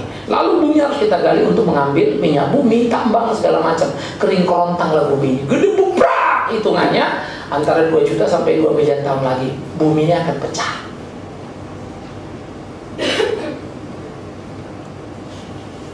Evolusi dari ketidakteraturan menuju keteraturan. Padahal kita dari keteraturan menuju ketidakteraturan. Kacau semuanya. Karena gaya hidup manusia. Ini penemuan kelompok Budapest. Jadi ilmu itu memang kalau diadu-adu ya antara fisika sama statistik apa ini nggak tentu satu jalan. Tetapi publikasi dunia hebat sekali. Nah ini memang menggelitik kita selesai. Nah oleh karena itu saya harap anak-anak muda ya, seperti kamu belajar fisika terus belajar. Tapi jangan fisikanya aja, teologinya juga.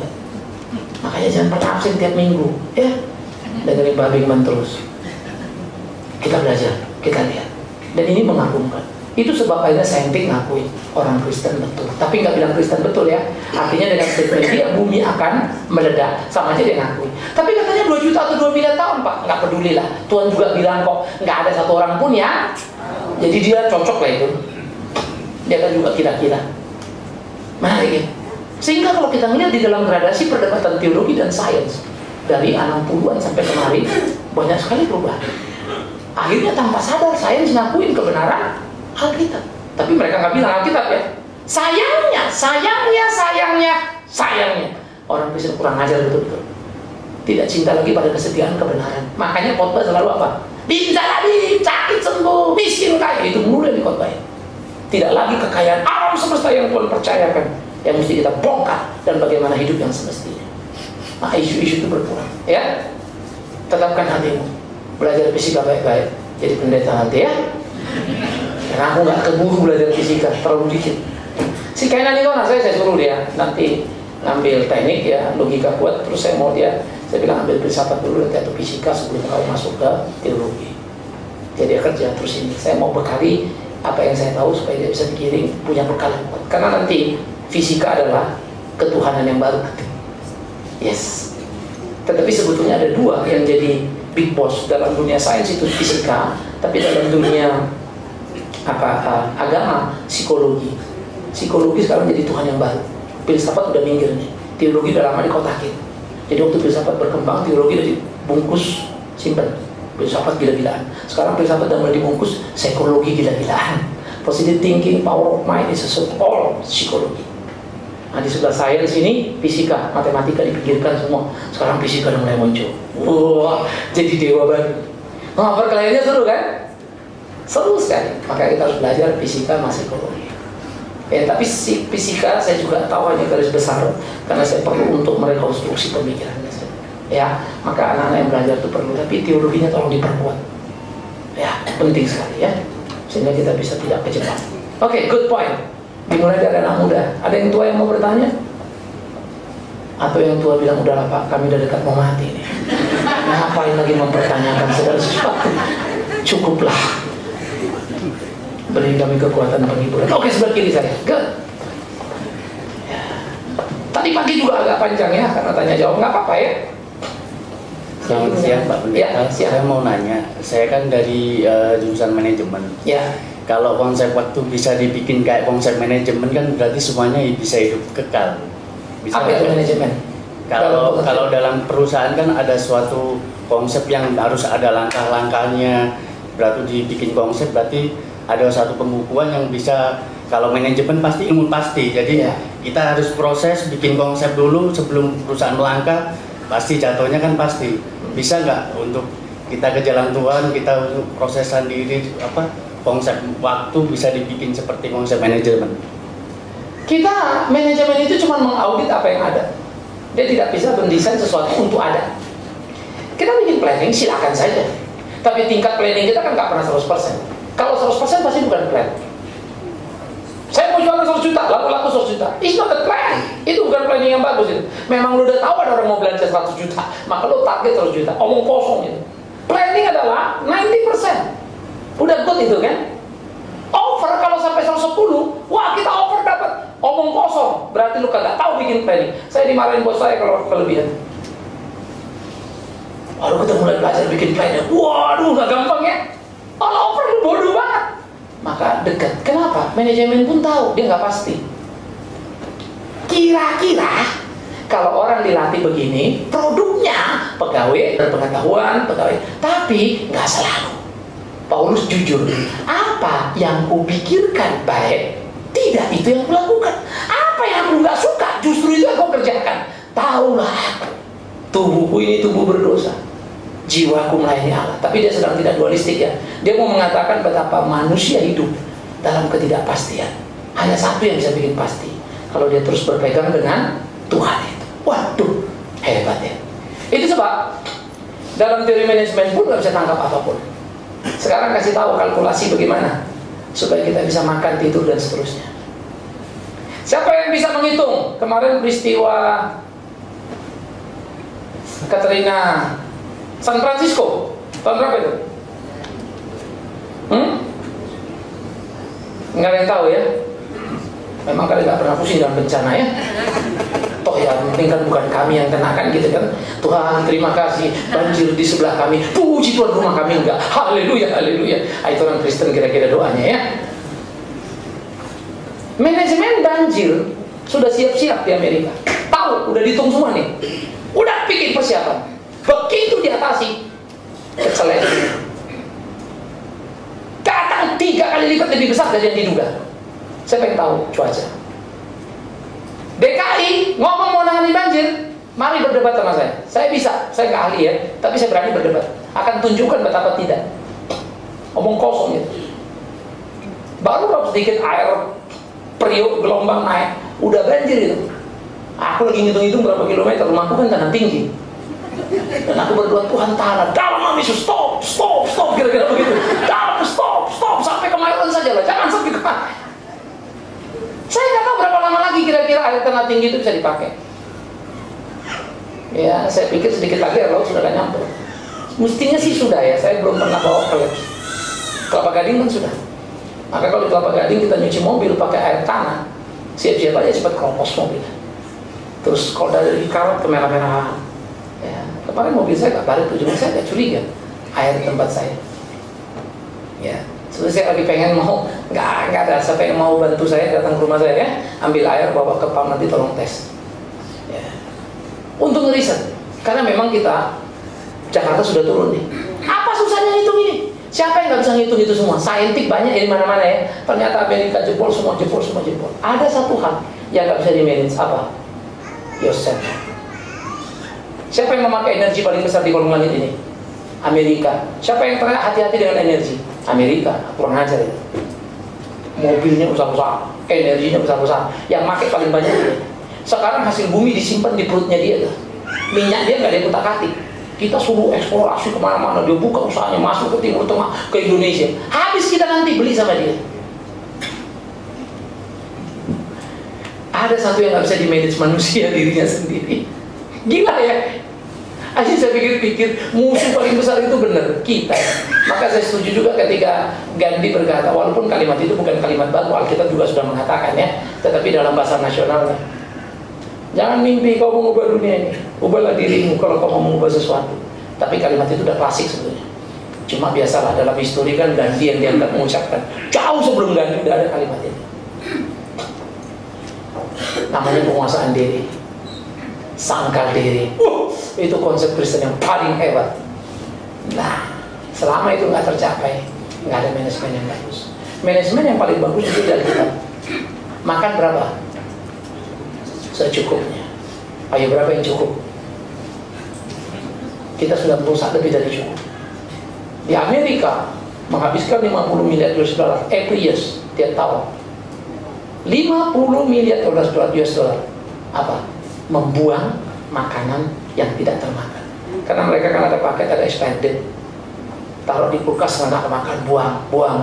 Amerika kan paling gila begituan. Kalau kita kan tidak, ya, dalam nama Yesus masuk aja masuk. Apapun dalam nama Tuhan, semua itu nanti kan kira-kira begitu. Maka biskuit udah expired date 2011 pun masih dimakan 2012. 3 bulan mungkin 6 bulan masih oke. Itu pun tergantung produksi apa. Tapi udah rawan kan. Tapi kita masih dijual di supermarket, masih ada.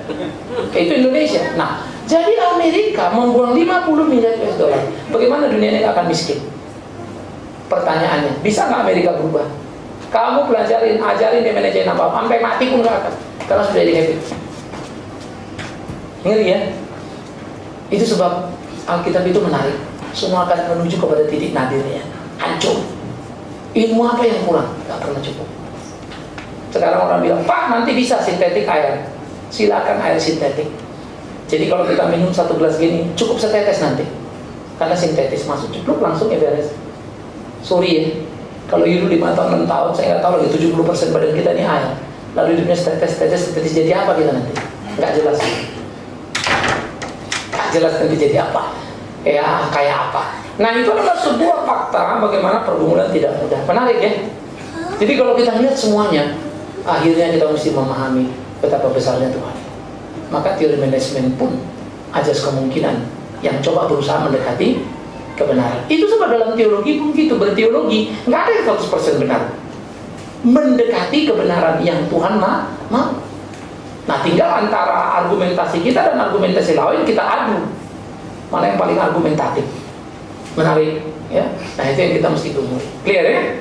Oke, good. Udah? Sekarang begini nih, udah 2 ke sebelah sini, apa boleh buat? 2 terakhir ya. Baca datanya. Terus belakang 1 ya. Izin bertanya Pak Pendeta. Saya ada beberapa statement yang saya tangkap dari omongan Pak Pendeta. Yang pertama, seperti omongan zaman dahulu, untuk memberi nama, dia sudah tahu ke depannya seperti apa. Kemudian Nabi Hosea, Pak Pendeta berkata, dia sudah tahu tentang kehancuran umat Israel. Nah, itu yang statement yang pertama. Yang kedua, itu berarti nasib ya Pak. Jadi kita sudah tahu ke depannya ditentukan oleh Tuhan seperti itu. Kemudian saya juga percaya bahwa tujuan hidup kita sendiri itu ditentukan oleh kita sendiri. Jadi ke depan itu tanpa kita berusaha, tanpa kita berdoa dan berusaha, kita tidak tahu tujuan hidup kita mau seperti apa. Apakah kita malas-malas, nanti hidup kita seperti ini. Apakah kita berusaha dengan sungguh-sungguh, hidup kita akan baik. Kemudian yang ketiga, seperti Bapak Pendeta bilang, hidup itu analisa. Jadi Amerika tahu banjir ke depan seperti ini. Itu kan sebuah analisa. Dia tidak tahu kebenaran dari Tuhan. Dia tidak tahu. Dia hanya menganalisa segala sesuatu. Oh, ke depan seperti ini. Seperti kehancuran bumi oleh para fisikawan bahwa jutaan tahun lagi, kan kita tidak tahu ke depannya seperti apa. Nah, saya ingin tanyakan, bagaimana pandangan umat Kristen untuk ketiga statement itu? Apa yang benar? Apa kemudian ada statement sendiri dari umat Kristen tentang masa depan itu sendiri? Karena kita berbicara tentang waktu dan tujuan hidup. Selesai, Pak. Oke. Hidup adalah Kristen absolutely paradox. paradoks ya. Ini yang selalu kata kalian perhatikan, dua hal bertolak belakang tapi dua-duanya benar. Hidup Kristen bukan nasib. Kristen tidak mengenal istilah nasib. Kok jadi tukang beca? Udah nasib, takdir, nggak ada. Takdir cuma satu, keselamatan. Tuhan menakdirkan seseorang selamat apa tidak. Kristen, begitu kau percaya, begitu kau bertobat, kau diberi kapital. Percaya? Aku akan pergi. Kata si majikan, ini satu talenta, kau pegang 2 talenta, yang satu pegang 5. 5 jadi berapa? Maksi teologi maksimal. 2 jadi 4. Yang 2 nggak disuruh 10 kan? Tapi yang satu tetap satu. Aku tahu kau menuai, di mana kau tidak pernah kau kejam. Ngaku lah Tuhan, kurang ajar. Kau sudah tahu aku kejam, nggak kau tanam lagi. Orang Batak saja sudah habis, kau apalagi aku habis dia. Hajar, nggak tanggung jawab kan? Tanggung jawab kepada hidupmu. Terserah Tuhan, Tuhan mau apa? Nggak bisa. Kamu harus tanggung jawab. Kau mau jadi apa? Tetapi kau tidak bisa maumu. Aku mau ini. Kasih ruang. Emang Tuhan mau begitu enggak? Persoalannya kita nggak tahu Tuhan mau kita apa. Paling tidak hari ini yang kau tahu itu. Besok digiring Tuhan. Saya nggak pernah dari kecil mau jadi pendeta. Nggak kebayang. Karena paling benci aku sama guru sekolah minggu. Di sekolah minggu kerja aku main judinya dulu. Jadi kalau pokok doa mungkin aku termasuk pokok doa yang memberatkan guru sekolah minggu lah kan. Nakal kita. Ya, mama itu dulu kalau pasti kasih uang jajan supaya kita ke gereja. Tapi kalau ke gereja uang jajan ini, mama selalu kasih ekstra. Kalau kau ke gereja dapat nonton matinee show namanya, film minggu siang itu ya, bawalah uang ini. Karena mau dikasih nonton. Kalau nggak itu nggak ke gereja. Agak malas kan. Jadi rajin aku ke gereja sampai juara, dapat Alkitab hadiahnya. Tapi karena uang film. Tapi mama aku ini hebat juga ya. Kalau saya pikir-pikir sekarang ya, cara dia itu salah loh. Tapi hebat tuh saya jadi pendeta. Kagak ngerti juga tuh, ya. Nah jadi kalau saya pergi nonton, saya nggak pernah lihat pintu depan, pasti pintu samping. Ketok-ketok udah diatur itu kan. Tiket 100 perak, kita ngasih 20 perak, masuk dari samping kan. Film main dibuka pintu masuk, pintu keluar buat kita masuk. Zaman dulu kan kita begitu. Ketagihan saya nonton. Nakal kan? Jadi saya nggak pengen jadi pendeta. Kok jadi pendeta? Saya pengen jadi pengusaha, saya kerja. Tapi makin jalan-jalan, sometimes nggak tahu di titik mana berprogres, namanya progresif. Kita ketemu nih, Tuhan mau saya kesini. Itu sebab tiap langkahmu berjalanlah bersama siapa. Jangan patok harimu akan begini. Kau boleh punya cita-cita, tapi kau tidak bisa menutup rencana Tuhan. Tapi kau tidak mungkin mengerti rencana Tuhan penuh, karena berjalan dalam waktu. Paradoks kan? Kau mesti punya planning, tapi kau siap juga di plan Tuhan. Kan menarik. Karena kita mesti menyesuaikan planning kita sama dia maunya apa. Nah ini paradoks berjalan dalam hidup kita. Jadi tidak ada nasib, tidak ada takdir. Kita tanggung jawab, yes. Berhasil harus maksi teologi. Maka kerja keraslah. Alkitab mengatakan, siapa yang malas belajar sama sungguh. Yang tidak mau kerja jangan dikasih makan. Jelas ayatnya kan? Jadi Kristen membuat kita tahan banting. Nggak ada Tuhan minta ini minta itu langsung beres semua. No. Tetapi kalau kau kerja ada aturan main. Berkeringatlah. Jangan keringat orang kau makan. Menarik ya? Maka siapa yang pulang dengan keringatnya, dia akan membawa kebahagiaan dalam rumahnya. Dia menemukan istrinya seperti pokok anggur dan anak-anaknya seperti tunas pohon zaitun. Itulah laki-laki yang takut akan Tuhan. Keren. Ya. Jadi dinamika hidup kita terus berjalan. Ya, kita mesti bikin planning, bikin rencana. Tuhan aku mau bikin gini, gereja mau ini. Tapi itu mau Tuhan nggak? Belum tentu. Berproses. Karena kita terbatas. Untuk mengerti kehendak dia nggak terbatas. Nah pergumulan inilah yang penting dari hari ke hari, hari ke hari. Itu sebab kenapa kita disebut berdoalah kapan? Berdoalah setiap saat kan? Gimana kita mau setiap saat? Masa ngomong terus Pak? Bukan disuruh ngomong. Artinya hubungan kita dengan Tuhan tidak boleh terputus. Luar biasa ya. Begitu lengah dikit kita bisa hilang dari track itu. Kita capai cita-cita kita, ternyata bisa jadi itu kebencian Tuhan. Sampai Tuhan ambukan kita kan, baru kembali lagi sama Tuhan. Jangan sampai. Makanya stay. Tuhan mau apa? Terus bergerak ya. Dinamika hidup itu. Nah itulah keunikan, keunggulan hidup orang Kristen. Misteri, tapi dijamin Tuhan. Menarik gak? Kau mesti cari misteri itu supaya dia tidak jadi misteri. Tapi begitu kau bisa memecah misteri, misteri baru datang lagi. Dan itulah terus hidup. Makanya ada pengharapan. Tuhan akan tolong kita. Clear ya? Oke, itu yang terakhir tadi siapa? Oke, ini terakhir, yang lain nggak boleh nanya lagi ya. Anugerah sudah selesai. Shalom Bapak. Ya. Ya, di sini yang saya tanyakan tadi mengenai Bapak bilang kan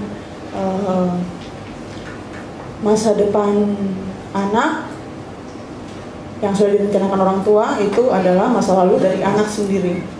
Nah, kemudian kalau di sini saya masih kurang jelas mengenai perumpamaan itu tadi. Sedangkan saya mungkin ambil satu contoh dari dalam keluarga saya.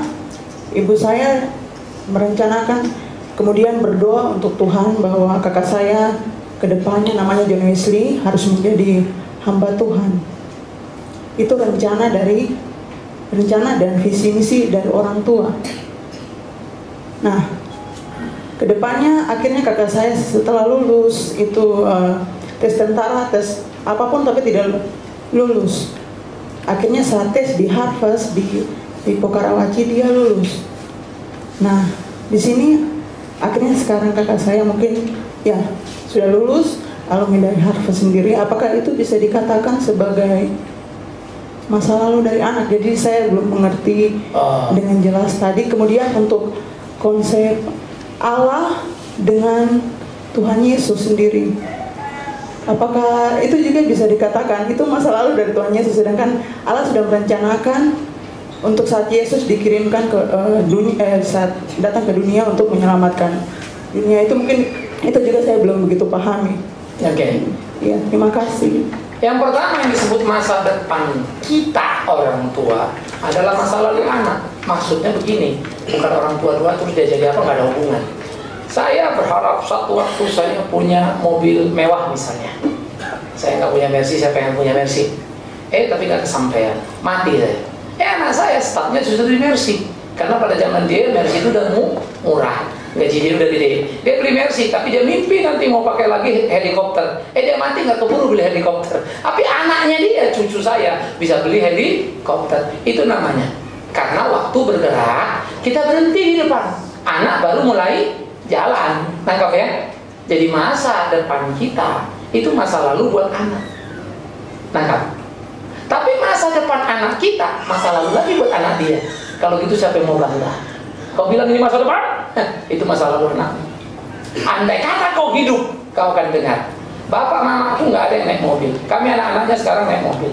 Pasti dia nanti dulu mungkin dia pikir satu waktu bisa beli mobil ya. Kagak kebeli itu sampai tahun panggil. Kita startnya dengan mobil. Tapi tinggal mobil A mau jadi mobil B. Kira-kira kan begitu ya. Mati nggak kesampaian juga jadi mobil B. Anak kita startnya mobil B. Karena memang progres kan, bergerak ke depan. Sehingga yang mau dikatakan kebanggaan manusia bersifat apa? Sementara tertelan waktu. Apa yang mau dibanggakan? Nah, kalau soal doa tadi, saya mungkin juga tadi belum jawab yang pertama. Orang tua punya keinginan dalam, bagus. Yang saya lagi bilang, seringkali orang mengasih nama tanpa sebuah pergumulan yang serius. Ya, mestinya kita orang Kristen kalau punya anak bertanggung jawab, mendoakan anak itu punya kerinduan. Ya. Tetapi kerinduan kan tidak berhenti. Bagaimana membawa dia menuju satu titik itu? Nah, jatuh bangun panjang itu selalu menjadi satu perjalanan. Sama seperti Agustinus. Agustinus itu anak nakal. Mamanya pengen sekali dia kenal Tuhan. Berdoa terus. Monica, siang malam dia doa, nangis air mata. Suaminya sendiri memang orang kafir. Tapi kemudian Agustinus bertobat. Jadi The Blueprint Teologi abad ke-5. Ya. 400 sekian pada waktu itu masanya, dia jadi orang yang luar biasa. Itu doa Monica. Nah, kalau doa mama memang pengen kakak kamu jadi apa namanya, hamba Tuhan, tidak ada hubungannya dengan masa lalu masa depan, enggak. Itu kita lagi bicara waktu. Tapi itu adalah kerinduan yang didoakan, kiranya anak ini seperti ini. Nah, tiap orang-orang beriman itu melihat gejala situasi apa yang ada, itu menjadi ceritanya. Itu adalah permohonan. Ya Tuhan, jadilah. Tapi bukan kehendak Tuhan yang apa, bukan kehendak kita kan, kehendak Tuhan yang jadi. Nah, pengujian itu terjadi. Ya, nah itu yang kita mesti lihat. Saya nggak tahu, tapi kalau saya rasa mama saya sendiri tidak terlalu suka saya jadi pendeta. Karena dia nggak ngomong, tapi saya tahu waktu saya lepas seluruh bisnis saya kayaknya dia kurang happy. Itu start pertama. Ya. Saya tahu dia kurang happy. Dia lebih suka saya terus berusaha dalam kerja saya. Ya, mungkin memberi nilai plus. Tapi begitu saya jadi pendeta, kayaknya dia apa? Tapi dia diam terus. Saya tahu rasanya. Ya. Walaupun delas ketika dia mau Tuhan panggil, ada banyak hal yang dia ucapkan kalimat yang jadi luar biasa juga buat kita. Ya. Nah, ini yang kita mesti pahami, misteri itu. Nah, saya ambil contoh satu lagi, ya. Banyak orang tua yang mau anaknya menjadi pendeta. Saya nggak tahu, waktu saya ngomong pribadi dengan almarhum Joni Sembiring, Bang Joni Sembiring pada tahu lah ya, itu kan tokoh yang lagi bilang Jakarta ya, udah Indonesia lah itu ya, orang ngeri berurusan sama dia kira-kira kan gitu. Jadi dia bilang satu waktu sama saya gini, waktu itu kita ada acara Natal, saya suruh Bang baca ayat ya. Ya lah deh, sambil ngomong-ngomong dia bilang, kau tahu bapakku dulu mau aku jadi pendeta. Itu terus itu diomongin, terus didoakan ya. Terus itu kerinduannya sampai dia meninggal. Aku pun kadang-kadang pikir, iya gitu. Tapi ya nggak pernah kesampaian jadi pendeta. Sampai kemudian peristiwa kematiannya yang mengenaskan. Ya, kepalanya itu melintir, ada suntikan. Ya, suntikan itu yang mematikan. Pada waktu itu cukup geger, saya coba merenung kerinduan orang tua yang begitu mendalam. Tapi saya mulai berpikir lagi, saudara. Ketika kerinduan orang tua itu terpenuhi dan tidak terpenuhi, apakah kemudian itu jadi final, dia didengar apa tidak didengar Tuhan? Ada masih misteri sisa ya, yang kita nggak ngerti lagi. Sehingga apapun yang jadi kerinduan kita, mari kita naikkan. Tapi iya apa tidak, Tuhan yang tahu kebenaran. Nah, kita berjalan di sini. Dinamika orang beriman itu sangat dinamis. Unik ya. Kita nggak bisa mencapkan. Maka orang bilang, saya berdoa, terus dapat gini, dapat gitu. Please, jangan jengkal Tuhan. Ya, tetapi terus berjalan, jangan berhenti ikut Tuhan. Itu yang menarik. Itu yang membuat kita, kalau saya bilang kadang-kadang kayak sesak napas. Aduh, kok nggak beres ya? Kok nggak mulus ya? Udah 5 tahun loh, mungkin 10 tahun. Kenapa rupanya? Tuhan lagi bentuk kita. Seringkali permohonan kita jadi proses pembentukan kita. Ya, saya rindu anak saya jadi pendeta. Ya, saya rindu dia mewarisi pemikiran-pemikiran saya. Iya apa enggak? Saya juga nggak tahu. Tapi saya tahu kewajiban saya. Saya mau jadi apa dia? Kalau model apa? Saya mesti tunjukkan model itu. Saya mesti tanamkan prinsip itu. Kan gitu ya. Nah, ini jadi pergumulan serius lagi. Jadi nggak sekedar mau sebuah keinginan. Jadi nggak? Tuhan yang tahu. Jangan-jangan lebih hebat dari saya. Atau mungkin tidak seperti saya. I don't know. It's not my business. Bisnis saya lakukan. Nanti anak saya urusan Tuhan lagi, dia mau bikin seperti apa. Tapi kita harus punya rencana tadi, punya keinginan tadi, kita jalani ya. Inilah menariknya hidup kita. Oleh karena itu menyikapi perjalanan waktu di dalam perjalanan kita, ayo kita hati-hati sesuatu. Jangan sampai kau kemudian kecewa. Percuma ikut Tuhan Pak, percuma kita, aku nggak mau lagi ngampus. Kalian akan rugi besar. Tuhan menolong kita, Tuhan memberkati kita. Selamat makan siang yang nyaman nanti ya. Tapi sembari makan siang, sembari mikir lah ya, ini makan siang terakhir apa bukan? Artinya takutlah hidup. Suatu waktu bisa jadi makan siang terakhir kan? Maka makan siang pun kau pijatlah, memikirkan kebenaran, merancang. Tuhan menyertai kita, Tuhan memberkati kita.